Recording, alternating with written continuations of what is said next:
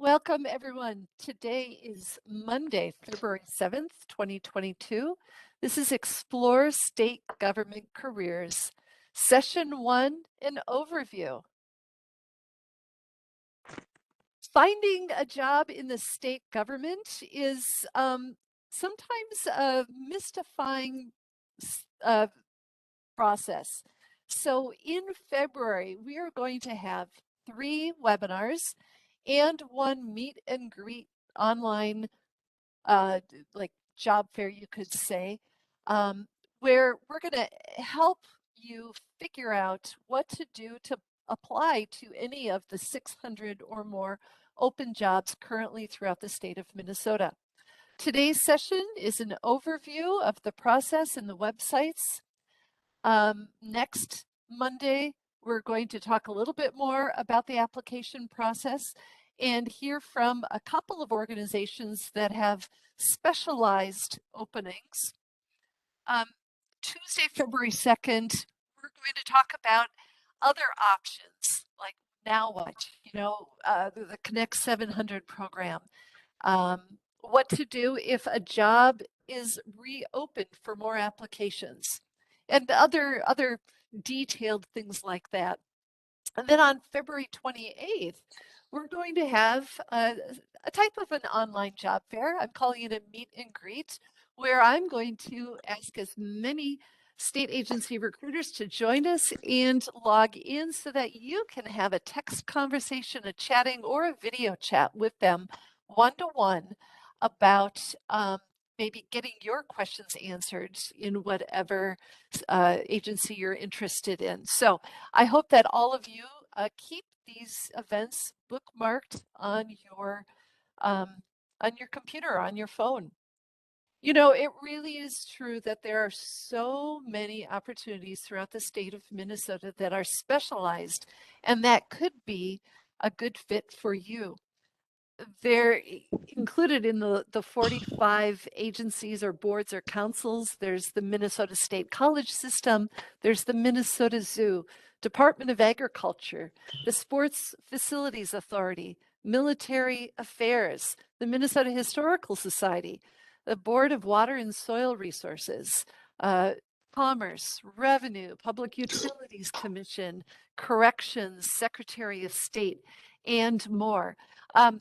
There's really so many opportunities that you could find the right fit for yourself. You know, the other thing to keep in mind is that throughout the state of Minnesota, there's an office near you, no matter where you are. This here on the map is a map of our career force locations. We have coworkers as far north as Roseau in International Falls, as far south as Austin in Fairmont. I know Minnesota Department of Veterans Affairs has a facility in Silver Bay, which is an hour or so north of two harbors along Lake Superior. So there's bound to be a state facility, agency, or board that is in your area. You know, another reason why some people join a state employment is really for the mission. And these are just a few of the mission statements from agencies that I pulled to empower the growth of the Minnesota economy for everyone. People need help. This is why we are here. Whether you're filling up on gas, purchasing a home, working to reduce energy consumption, or rebuilding after disaster, we are with you no matter what. And that is one thing that I have found in my 2 or 3 positions within the state over the past couple of years is that the mission that we are serving the people is always reinforced. Whatever I do is for all of you. And so that is really an important thing to carry with you as you are looking for a state position. You know, another way to look at this is just pulled from an email that I took, that I get on my state computer, that last week there were jobs from forest pest surveyor to survey the gypsy moth, fleet and facilities operations, a roadside service maintenance, to attorney for the Board of Law Examiners. So whether you want to keep busy um, at your desk with judicial review, or if you want to keep busy being on the road and maintaining all of our streets and highways for us, there is a position for you. So that I think that is just one of the fantastic things about working for the state. Each week, I'm going to have 2 to 3 um, recruiters from different agencies here. Today, I'm very happy to welcome my colleagues from Minnesota Management and Budget, Department of Human Services, and Minnesota IT Services. They are going to give you an overview first on how to apply, how to look for positions, and then in the case of DHS and Minute, they're going to give you a little bit bigger look at what they look for when reviewing applications and some of their current openings. So I am really happy today first to welcome Terry Wheeler, executive recruiter with Minnesota Management and Budget. Give us a minute and we'll see if Terry is here. Liz, this is Dave over at Minnesota IT Services. I know that Terry was having a couple of technical issues, so I might take over the slides that Terry was going to speak to. And if Terry jumps on, we can have her expand on anything that I miss. Perfect, David. Take it away. Awesome. Well, Liz, first of all, thanks so much for inviting me to join you. Hi, everybody. My name's Dave, and I'm the recruiting director over at Minnesota IT Services. So I'm part of the technology agency that supports the executive branch of state government. And I'll get in more into what Minnesota IT is all about. But both my colleagues, Samantha and myself, are going to speak a little bit more about applying with the state and just kind of overall what it's like to be a state employee. So we've got an introduction to state government, recruiting at the state, talking about classification categories, state job families, overview of the hiring process, tips for job seekers, and Q&A. So lots to cover today.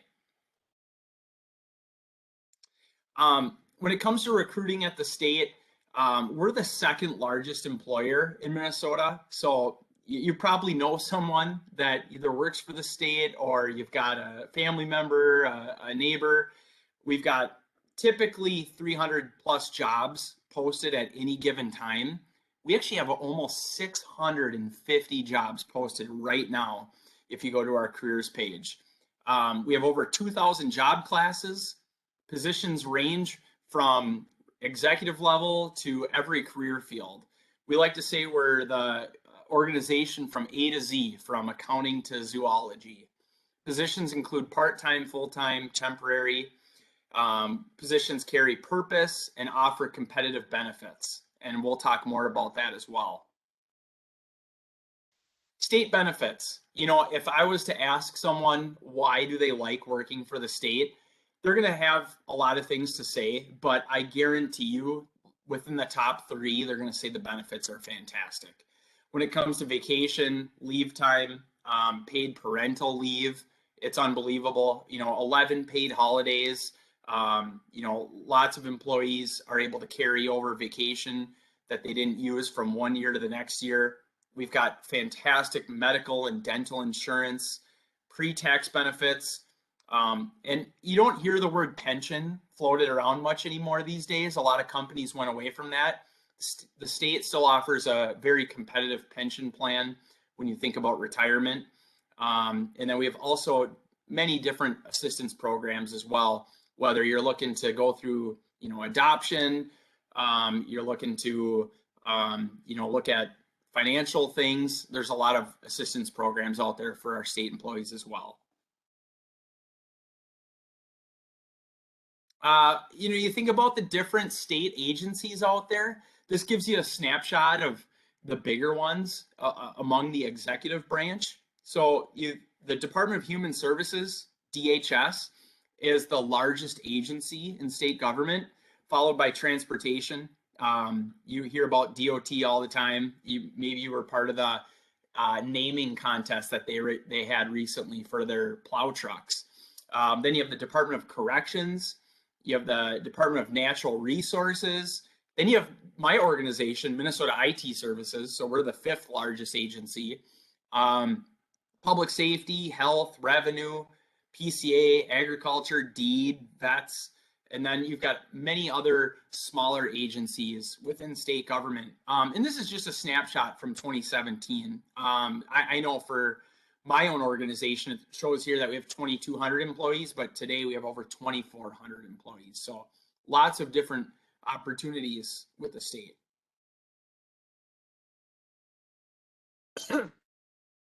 Here we talked about, over 2,000 different job classification categories, really the whole A to Z. This just gives you a flavor of the different opportunities that we offer. Anything from administrative support to, public administration, veteran services, transportation, tourism, IT, workforce development. We really cover a wide variety of positions. So keep that in mind as you kind of consider different opportunities with the state. Here's just kind of expanding on that exact point. You can work really at any one of these different agencies in different capacities. I mean, if you work for the Department of Human Services or the Department of Corrections, we all have human resource departments, right? Or Minnesota IT Services, we support all of the agencies. So if you're an IT personality, you can work in, all the different agencies, finance, education, employment, engineering, construction, healthcare.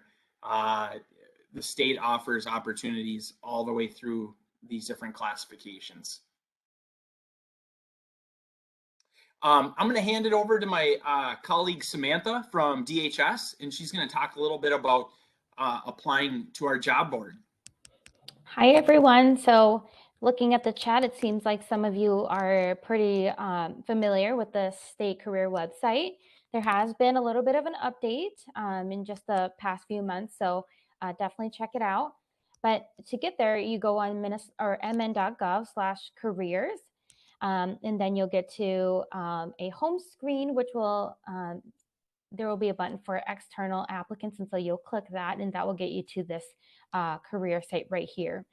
So as you can see on the left panel, there's different ways to filter out what kind of jobs you want based on location, agency, and then you'll see the jobs populate on the right. So as you can see, just some of the red circles here showing you the different categories that you can filter out. So again, you can do it by location, agency, job, family. So if you live in the Twin Cities area, you can click Twin Cities for the location, and then you can stack on the different filters. And if you want more of a HR kind of job, you can even click that. So then you get all the HR jobs in the Twin Cities and so on and so forth. All right, so if you're not familiar with the hiring process, we have kind of the first step here, which is the job posting. So one thing to note, I've been with the state for 5 years now, but when I first applied, I actually didn't know anyone in the state, so I got through the hiring process purely through my resume and interview skills, so I can definitely give tips on that. But it is a pretty lengthy process, and for a lot of reasons that I'm not going to explain now, but happy to chat with you one-on-one if you'd like to hear more about it. But typically, the hiring process can take from a month to 3 months. And so it can be quite lengthy compared to the private sector. So when we post a job, let's say that the job posted only for 7 days, we're not going to be looking at applications until the job posting comes down. So for job seekers who had just put in their application, just take note of that, that we actually won't be looking at applications until the job posting comes down. And then it will be 1 to 2 weeks of screening that the recruiter does. and then an additional 1 to 2 weeks if there's a candidate who went through our Connect 700 program or is a veteran or has veteran status. So with the Connect 700, it's for people with disabilities that you can apply for a certificate. And then once you apply, you'll be noted as a Connect 700 in our screening system. And we won't look at any other candidates until we've looked at the Connect 700 candidates, and same with the veterans. So that's kind of our process, and that's why sometimes it can take a little bit longer. And then the second step is that once all of the applications are screened by the recruiter, then it will be sent over to the hiring manager, who then makes their top list of resumes that they want to do. And then they finally do the phone screens, and then the first round interviews, and then possibly second round interviews. So as you can see, this can really take up 4 weeks to 3 months. So that's a little bit about our hiring process. And again, I'd be happy to answer any questions at the end as well. So tips for some job seekers. I know I saw some people in the chat talking about having trouble applying and getting interviews and things like that. So number one is to really read through the job posting. So one example is there was a time when last year when we were hiring for a admin assistant, but this admin assistant was going to be in the deaf and hard of hearing area. And the minimum qualification was that they needed to know sign language, because a lot of the clients who were coming in were deaf or hard of hearing. And I think a lot of people, they don't read through the whole job description. And then when they apply, they just think, oh, admin assistant. And then they put in their general resume. Well, you know, they missed out on that minimum qualification piece. So definitely read through the job posting and look through the minimum qualifications. Again, we can answer more of the in-depth questions you have, but for the minimum qualifications, we're pretty black and white. So you have to have a lot of the keywords that we have in those minimum qualifications on your resume reflected very, very clearly. Not copying and pasting, but just having it clearly listed. And because minimum qualifications are so important, it's really important to tailor your resume every single time you apply for a state job, or any job of that matter, just so that it's more specific towards that job and it's not a general resume. Because then if there's a resume that's more general versus a resume that we're reading that has a very specific tailored resume for that position, we're definitely going to pick that one. And then, of course, do your research. Learn about the agency. As I mentioned, the previous posting from last year about the deaf and hard of hearing, do some research on that if you're not familiar, so that you know what kind of clients you're going to be working with, what kind of customers are going to come through. And then, of course, check your online account for updates, and prepare. I think that's one of the that was one of the things I did. I know that I spent 2 weeks preparing my elevator pitch, preparing just everything for my interviews and for my phone screen. So definitely prepare. And then don't feel discouraged. I know a lot of you, when I was reading some of the chats, were feeling a little bit discouraged. I mean, there's a lot of reasons why, you know, a lot of factors why you don't get the position, and I'm not able to answer all of that today, but sometimes it's very specific to the job. Sometimes it's about maybe we had to connect 700 applicants, or someone with veteran status. So there's just a lot of different factors. So don't feel discouraged, and then start with a job and end with a career at the state of Minnesota. It's truly a career. It's not just a job, because you can grow and you can develop and you can go to different agencies too and grow there. So that's a little tip for you. And then here is just some more information on just help with careers. So here's the job line, email that you can, if you have any questions about the position or just with the hiring process, and then the hours of operation.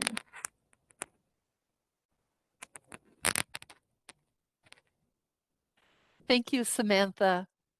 Yeah, it really is helpful. And one thing too, I would like to repeat a couple of times in the next half hour to people, people on this call, is find yourself a career force location job counselor, because the job counselors will work with you with your resume to make sure that the keywords, the language is that you're using in your resume and your application is the same as what's in the job description. And, you know, I used myself as an example. I've worked in adult education and professional development for years. And some agencies call that, you know, adult education, some use professional development, some say learning and development. It's all the same thing, but I made sure that the language that I was using made it easy to reflect, you know, what I was doing and match up with the job description. I wasn't lying. You know, I wasn't making anything up. It was the same thing, but sometimes industries will use a different word for the exact same function. So that's one thing where a uh, career force job counselor can help you figure out. Yeah, Liz, this is Dave over at Minnesota IT, and I'd like to just expand on that point you're making. If you're someone that feels like you're qualified for opportunities at the state and you feel like you haven't gotten a fair shake, make sure that you're using similar verbiage that's in the job posting that's underneath the minimum qualifications in your resume. Um, we actually have human beings that screen all of the applicants. So it's not some kind of computer scanner or some robotic machine. We actually have human beings that literally take someone's resume and then they take the job posting and they're comparing if the person meets all of the minimum qualifications. Think of each bullet point listed underneath the minimum qualifications as a checkbox.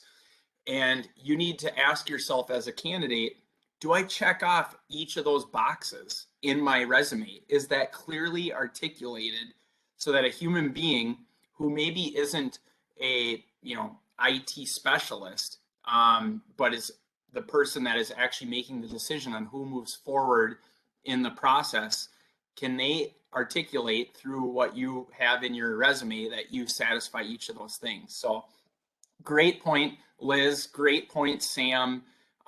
It's really the job posting is kind of the open book test. And if you feel like you're missing something under the minimum qualifications, my recommendation is to wait for another opportunity that aligns more with your skill set and background. Hi, everyone. Thank you. This is Terry Wheeler. I finally got on and I apologize for some technical difficulties. I'm just going to jump on and probably chat a little bit at the end here. Thanks, Dave, for taking over. But another thing about the job postings that I wanted to say is some people will put how they meet the minimum qualifications in a cover letter. I'm not sure if that was said already, but make sure that it's very evident on your resume. Okay, you can add a few things to the cover letter if you would like, but it's very, very important that you have those min quals are easily referenced on your resume. I know one agency will say, in fact, I just saw a posting this morning at one of our agencies that said, if you're going to apply, please tell us how you meet all the minimum qualifications, right? So there's an extra step at that particular agency that does that requirement. And it's really what I have seen done is take, just copy those min quals and put them on a paper and then just go down the list and make sure it's very, very clear how you meet them. So anyway, I just wanted to pop in there. Who's next after this? After this slide, Liz? We're going to go to Samantha, and she's going to get into the details about the Department of Human Services. Great, and I'll jump back on in a little while. Thanks. Great. All right. Thank you. And I am so sorry about the scratching noise. I was completely unaware of that. So I'm holding my mic now. Does this work a little better? Yeah, sounds clear. Okay, good. Again, my name is Samantha Luang, and I'm with the Minnesota Department of Human Services in our recruiting area. I work specifically in diversity recruiting. So although I don't have a actual business line that I support, like say I don't hire for nurses, I don't have a specific hiring pool. I help all across the board to make sure that we're having diverse applicants. So that's kind of what I do. And then Liz, if you could go to the next slide here. Thank you. So some of our job families range from office administration to business. I'd say the largest area for us in hiring is our direct care and treatment. And the reason why is because we have a lot of mental health hospitals all across the state, as well as health facilities. And so it's for people with physical and mental disabilities. And and I'll speak a little bit more about that later. But that's kind of our big area of hiring. And then, of course, we have all things from counseling to social work to maintenance. Okay, so when we think about DHS is the largest state agency, and the only way I can understand it is when I break it down into two things. So, when there's the central office side of DHS, which is more of, I'd say, the operational side. When you think of central office, you think of more of the businessy type jobs where they're sitting in their cubicles in the building that you see here. Although we're all pretty much remote now because of the pandemic. And so some of the areas in central office for hiring is our children and family services, community supports, continuing care, healthcare, some IT jobs, and then operations. And HR, kind of what I do, is under the operations side.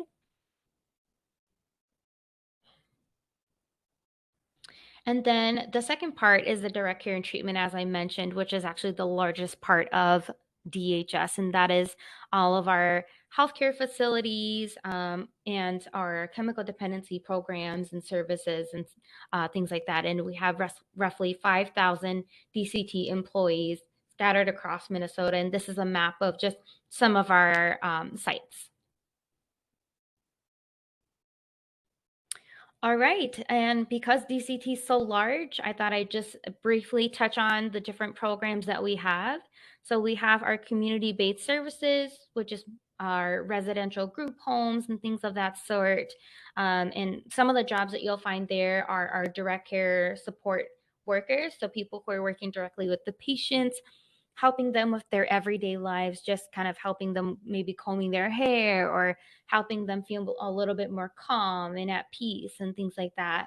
And then we have our forensic services, which is our facility for more of the severe mental illness patients.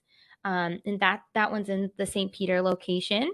And then we have our mental health and substance abuse treatment services, and then our Minnesota sex offender program.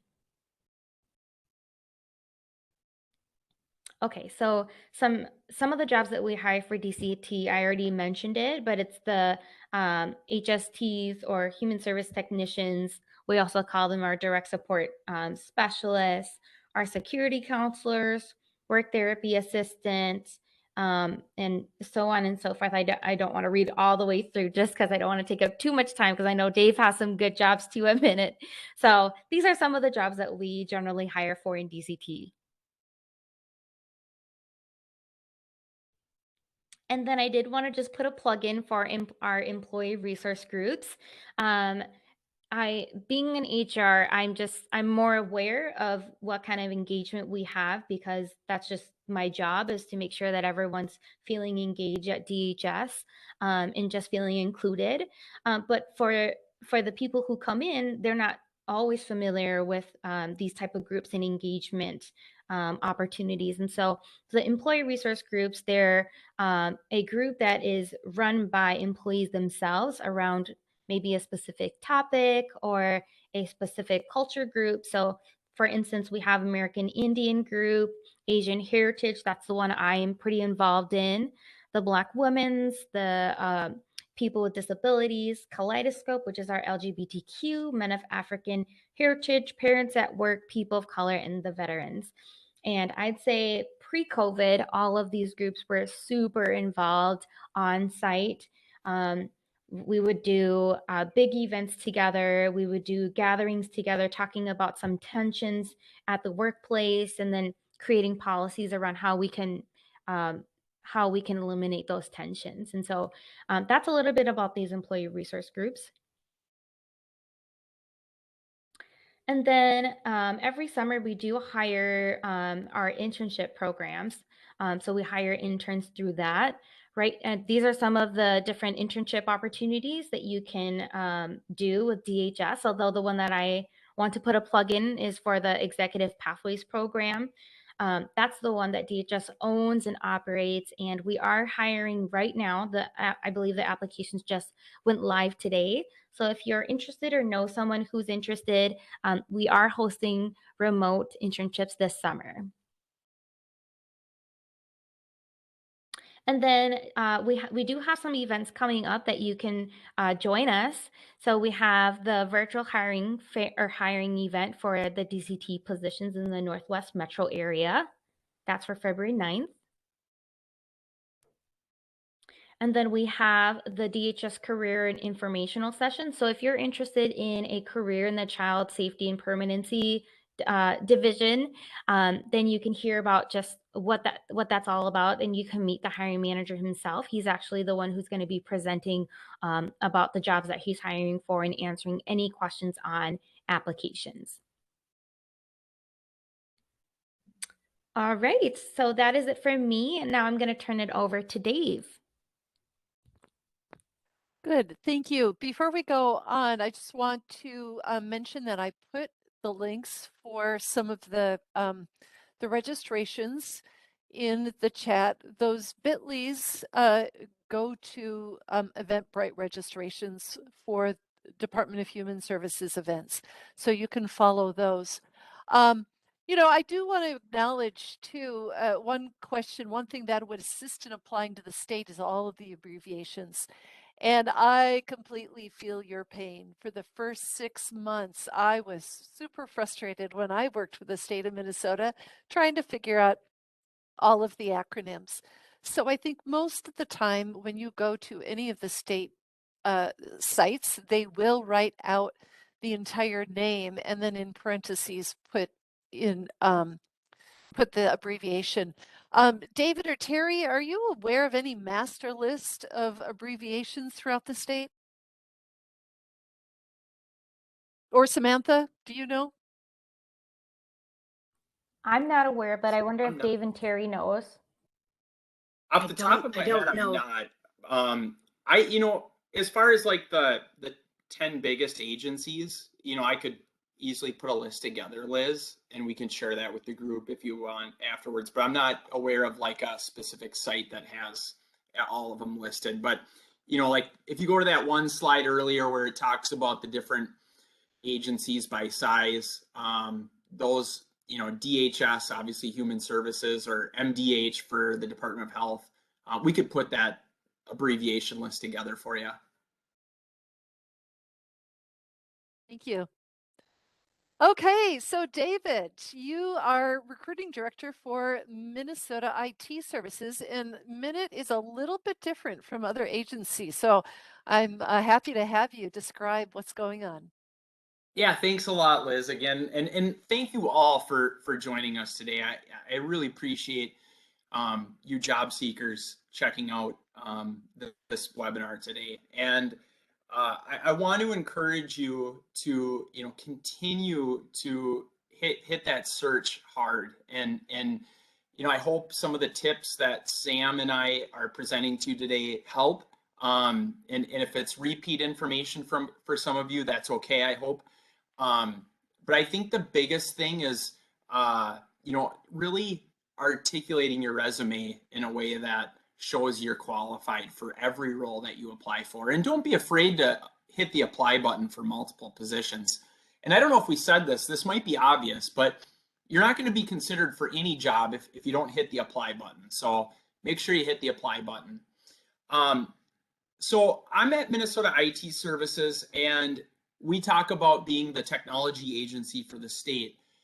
we say we help make the business run. So all the different agencies within Minnesota government, if there's a technology need, most of the time it's coming from Minnesota IT, whether it's web developers, project managers, IT security. They come from our organization. And you look at our mission here, and we partner with all the agencies to deliver technology solutions that transform how government provides services for the people of Minnesota. We've got our vision there, and I think a lot about why do I want to work at the state and why do I enjoy working here. A lot of it has to do with giving back to being a public servant. It's pretty cool to say that I'm involved with recruiting the top talent that's going to help support some of our state systems. Whether it's something that affects our COVID response, which is going on obviously with the Department of Health, or maybe some engineers developing something over at the Department of Transportation with new highway systems, or supporting our public safety. It's pretty cool to think that we have our hands involved really in everything. And you look at on the right-hand side here, we support more than 35,000 end users and secure private data for 5.5 million Minnesota citizens. So think about like the Department of Revenue. You're filing your taxes. You've got health records. Like think of the security involved with that, or think of elections, right? Like anything that's technology related and touches government has something to do with Minnesota IT services. So we can go on to the next slide, Liz. Here's just a few examples of some of the type of job titles we have and the skills that are required, whether it's project managers, business analysts, security analysts, programmers, and developers. These are technical hard skills, right? The soft skills are really what set people apart. Like if you can communicate effectively, if you can, be really good at presenting, if you know how to build collaboration and build trust, those are the soft skills that are going to be that set you apart from one candidate to the next. And hopefully that's something you can show and demonstrate during the interview process.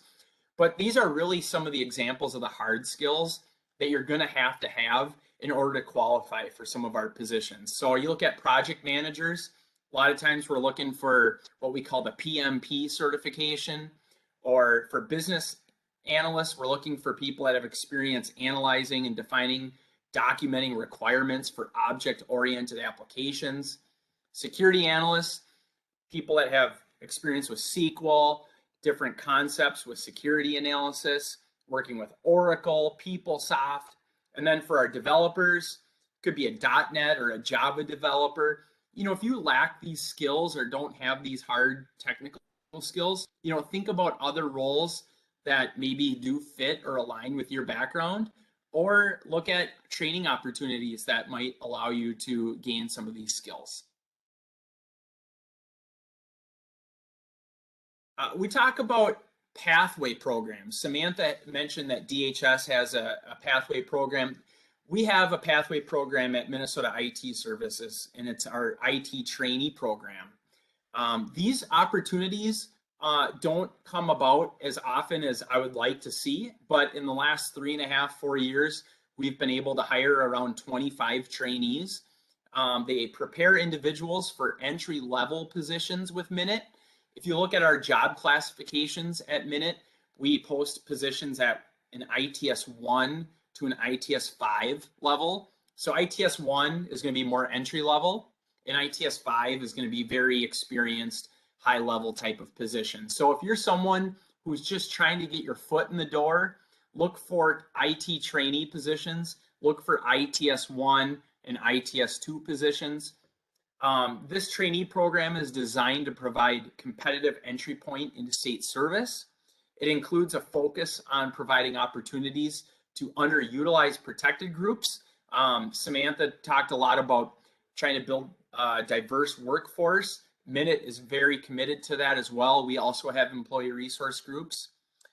This trainee program consists of 960 plus hours of classroom training, plus independent work time module testing and also retesting to make sure that we satisfy all the requirements. Once you complete this program, you're then classified and certified as an ITS1 employee with Minute. Check us out online. This is our website, mingov/minute. In the chat box, I will include my LinkedIn profile if you want to connect with me on there. I think someone earlier in the webinar asked if we have opportunities to work remotely. I know my organization, about 90% of us are working from home. I don't see that changing anytime soon. And I think the long-term approach is going to be very flexible. I can't speak for certainty among all state agencies that there's going to be remote jobs offered all the time. But I know at Minute, we're pretty progressive in thinking, how do we have an awesome workforce that's competitive with the industries out there? And I think remote work is going to be something that we'll definitely be considering going forward. But please definitely reach out to me. Check out Minute on our website, and I will put some links in the chat box as well. At this time, I think I'm going to turn it over to my colleague, Terry. Yeah, I want to point out first, though, you mentioned LinkedIn, and I really highly encourage everyone on the call to follow any of the state agencies on your preferred social media channel. Whether it's LinkedIn or Facebook, Instagram, YouTube, Twitter, all of the agencies post regularly about their open positions. I've seen it all over the place, like, hey, apply for this thing or apply for this, or we've got an open position here. So if you have your eye on something, follow it.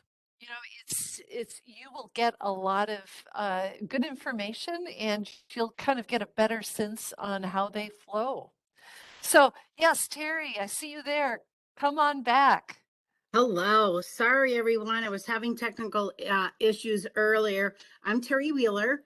I'm going to just introduce myself and then answer any questions here. I have about 20 years. I am the Assistant Director of Talent Acquisition for the enterprise. I work for Minnesota Management and Budget. I have been with the state just shy of 4 years. I have 20 years experience in HR and talent acquisition, mainly in the private sector. And, and I don't know if we've gotten into, so I missed some of that, my apologies, why we came to the state and why we stay at the state. And so for me, I'm going to mirror a couple of my colleagues here, coming to the state, not only from a public servant standpoint, which is great on top and tops of my list, but I wanted to make Minnesota a better place, right? I was born and raised here. I kind of moved out to different states and then kind of migrated back. So I'm one of those folks that left Minnesota and then came back.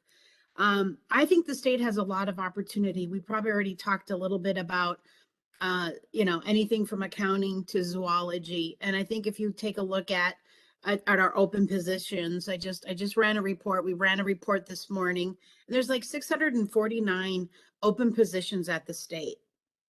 And just a lot of opportunity, right? You can come in one agency, do a lateral move within that agency. You can go to another agency. I just think that there's a lot of opportunity. And as I'm reading here in some of the slides or some of the comments about, it's just taking a while to get into the state. I will, mimic what Dave said and Sam about don't get discouraged. And I know that's easier said than done. But there are also a lot of applicants applying to the same position, right? You might have maybe met all of the minimum qualifications, but there might have been more that met the preferred qualifications. So, and like David said earlier, apply to various jobs, because when you apply to one job, it doesn't mean that you're applying to all. And here's just on the screen here, we have, some of the places where, you can find us and search for us. And I'm pretty big on LinkedIn as well. And in a minute, I will put my LinkedIn address to connect. But another thing that's really important, which all of you are doing today, you're reaching out, you're learning more about the state. You'll be networking maybe with some of us here on the call or at the state. And I think you're making a very positive move today by being on this call and learning a little bit about the state, a little bit about some of us, why we came to the state. I think they have another reason that I came to the state is I believe that they have robust and a very generous benefits package. I'm sure they might have already talked about that earlier today, but these are just some of the things and the reasons why I came to the state. And these are some of the reasons that I stay at the state. Liz, was there anything else? No, Any I think that's questions I good. can You know, and answer? we're going to continue this now over the next couple of weeks. Right. You know, talking about the application process. Next week, we'll have a team from both Employment and Economic Development and Department of Transportation who have a program called Highway Heavy. And that's a program that helps people who have justice involved criminal records and women and minorities to get into Department of Transportation, some of the projects. We will also have Department of Natural Resources here next week to talk especially about all of their summer positions, because this is the time now in the cold of winter that they prepare for all of the state park hiring and everything else that they do in the summer. But another reason why I was thinking that you should all connect with a Career Force job counselor is that we get a lot that comes across our email. And so, for instance, I just took a screenshot of this today. I got an email from someone at the Minnesota Board of Soil and Water and Soil Resources. And it said, could you please announce this? We have so many openings right now for what they call Bowser. So Board of Water and Soil Resources, account clerk, ecological science conservationist, legislative coordinator, easement programs coordinator, assistant director. So if you get in touch with a career force counselor in your area, you can start that brainstorming. You can say, hey, I have these skills. What else in which other agencies in my area could we work on a resume and an application for? So that's yet another plug for that. So I hope to see you again next week. And we also, remember, have a career fair calendar if you want to look for jobs outside of the government too. There are hiring events and open door interviews taking place in communities all around you. So you can use our career fair calendar. So I'm so happy to have all of you here today. Thank you to Terry Wheeler, David Barthum, Samantha Luong, and Minnesota Management and Budget. Terry, any final closing statements?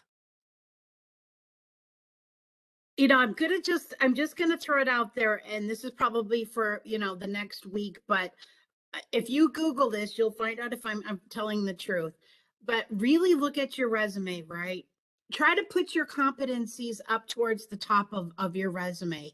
And it's very easy. It's a lot easier to read. I mean, if they have the min quals and they're looking for project management, leadership, make sure that you're putting some of that up top on your resume. That's just a little tidbit that I like to try to say to everyone. You have about 6 seconds for your resume review. Like, that's a Google search.